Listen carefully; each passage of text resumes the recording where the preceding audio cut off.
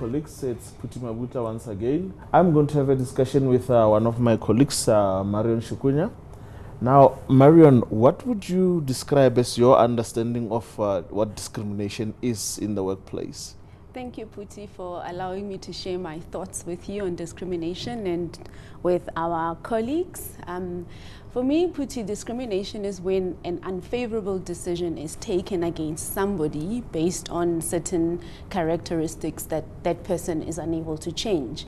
Particularly, this could relate to age, race, gender.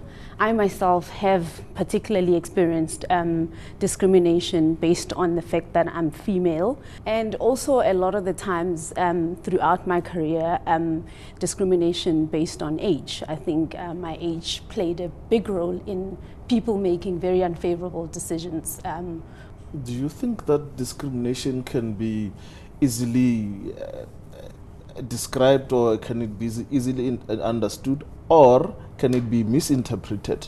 The cultures are different, and what you do as a type of person can be misinterpreted by the other. So is it an easy thing to distinguish, or is it difficult sometimes?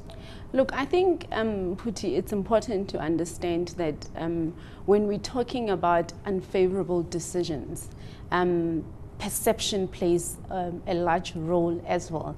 And particularly in the African environment where we come from so many diverse cultures, which I think is what makes the environment interesting, by the way. But because we come from so many diverse cultures, what you believe to be discrimination might be something of a norm for somebody else. I mean, just the other day, I was actually having a conversation with one of my colleagues, and they had an encounter with a male person who came from a certain culture, and that person was dishing out some sort of treatment towards this female character that sort of indicates that where that person comes from, a male is the one that is supposed to be taking leadership and taking charge.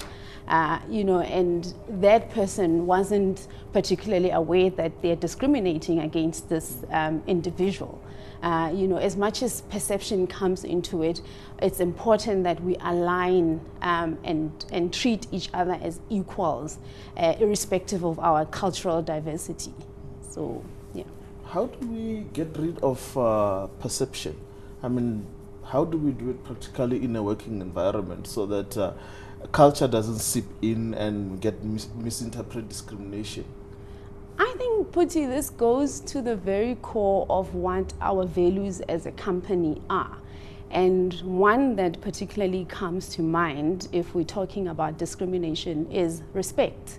I think if somebody, or if we all have mutual respect for each other, then we would be able to sort of curb out discriminatory behavior in that, if you understand that this person is here to do a certain service, and if they're delivering on that service in an ethical and respectful way, then you're able to sort of return the favor by being respectful. So I think we need to respect each other's diversity, but in diversity there is obviously differences, but respect must always be the key driving force in terms of dealing with each other.